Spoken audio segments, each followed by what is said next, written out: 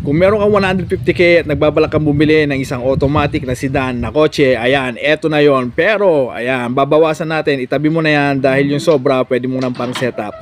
Nissan Presage Exalta Grandeur GS, yan. 2001 model, updated yung registration sa presyong 135. Mapapasayo na ang napakagandang sasakyan na ito. Nakarehistro pa to. Tayo na lang dalawa, tayo na lang magsama.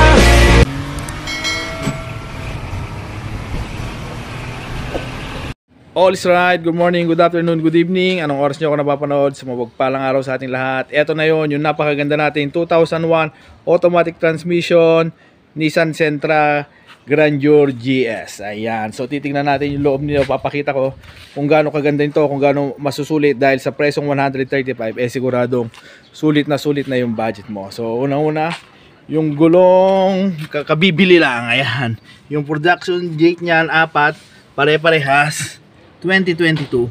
Ayan, ibig sabihin makakapal pa. Actually dito sa kabila, kitang-kita mo pa yung mga bala-balahibo niya. Ayan, katunayan na napakaganda. Meron siyang rain gutter at syempre sa likod yung spoiler niya. Ayan, Nissan Exalta Sentra GS Grandeur. So ayun, tingnan natin sa loob. May third light. Ayan, may third light na rin. So papakita ko kung gaano kaganda dito sa loob ng sasakyan na ito. Ayan, pagbukas sa'yo, bubunga dyan mga all power na pindutan. Kasama na yung wood panel, napakaganda niyan. Tinerno sa sa manibela, sa sidings. Ayan, yung dashboard maganda. At syempre yung pinagmamalaki nito na napakaraming feature. Una-una, ayan, so pag bubuksan mong, gusto mong buksan yung likod, nandito na. Hindi tulad ng mga iba na nandito na sa ilalim. Ito, yung gasolina lang yung nandito sa baba. Tapos ayan, pag gusto mo likorin yung compartment sa likod. Ito naman, para makita mo yung speedometer. Ayan, kung gaano kakabilis tumakbo. Pag nag-on na yan, ayan, dito may lalabas na digital na kung ilan yung actual na tinatakbo ng sasakyan mo. So ayun, all working to. Malamig yung aircon, mabango, leather seat. Ayan, kung gumagana yung stereo, gumagana yung aircon, all working siya. Ayan, ang pinaka-issue lang dito yung mileage, hindi na makita. Ayan, ganyan na yung ano niya. Pero maayos na maayos, hindi na issue yung talaga mileage. Tapos all lights working, yung mga feature nito na magaganda. Ayan, unahin natin. Saan ba natin maganda unahin? Ayan, unahin natin dito. Ayan, tingnan, napakaganda no sidings. Tapos dito, may dalawa yung compartment niya. Ayan, isa. And then, meron yung pinaka, ayan, dalawa.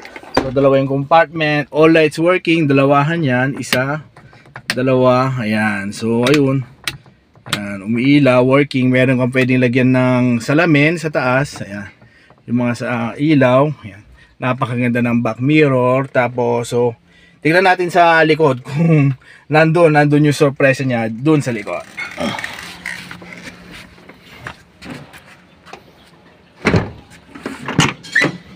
Ayan, dito sa likod, ayan, bubungad na sa'yo, syempre, ayan, yung mga lalagayin mo ng mga papers, kung ano man yung gusto mong ilagay dyan. Ayan, dalawa yan. Meron din siyang hook, ayan, napakaganda ng hook. So, ayan, kung may mga bagahe ka o ano man, pwede mo lagyan dyan.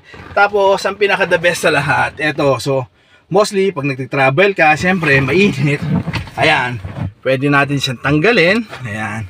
Pero siyempre, pagka mainit, pwede mo ilagay, ayan. Ganyan siya, pagka wala, and then pagka mainit, labas mo lang dyan, ayan. So, hindi ka na nainitan. Same thing dito sa kilid. Meron din dyan, ayan. So, tatanggal, bumabalik, ayan. So, ayun, kabilaan yan. Siyempre, bukod nga dito, ayan. Ito pa yung isa na gustuhan ko rito. So, para siyang pag binaba mo, meron ka ng isang armrest at hindi lang yon, konting pindot, ayan, meron ka ng cup holder. So, habang nagbabayahe ka, umiinom ka ng kape, umiinom ka ng soft drinks, yan, okay na okay. So, nagiging komportable ang biyahe mo rito. At syempre, yan, yung mga ilaw, ayan, napakaganda ng ilaw, yan. Working lahat yan, yan. So, ayun, hindi magiging madilim yung room dito. So, ayan, napakaganda nito sa sasakyan nito.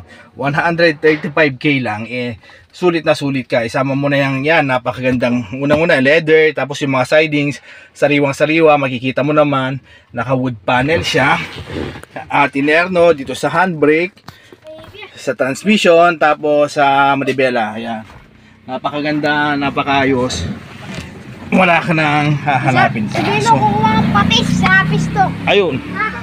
Kung interesado ka, message ka lang para mapasayo na itong napakagandang Nissan Sentra Exalta Grandeur GS. Ang location natin, Burot, Tarlac City. At syempre, kung nanonood ka pa rin naman, baka pwede mo naman i-share para naman sa gano'n. Makita ng iba at syempre malaman ko, pwede ka rin mag-comment para na malaman ko kung hanggang saan nakarating ang ating napakaganda ang video. So ayun, muli, ito ang iyong lingkod, 8GB Pep Talk, na nagpapaalala na huwag ka nang humanap ng iba kasi baka maunahan ka pa ng iba. At always, pag bumibili ng sasakyan, magdala ng mekaniko para mawala ang agam-agam sa inyong loob. So ayun, God bless everyone, mabuhay ka hanggang gusto mo. See you on my next vlog. 135k, iyong na ang napakagandang 2001 Nissan Grandeur GS Exalta. Newly registered. Next year ka nang paparehistro. Wala ka nang hahanapin pang iba. Bye bye.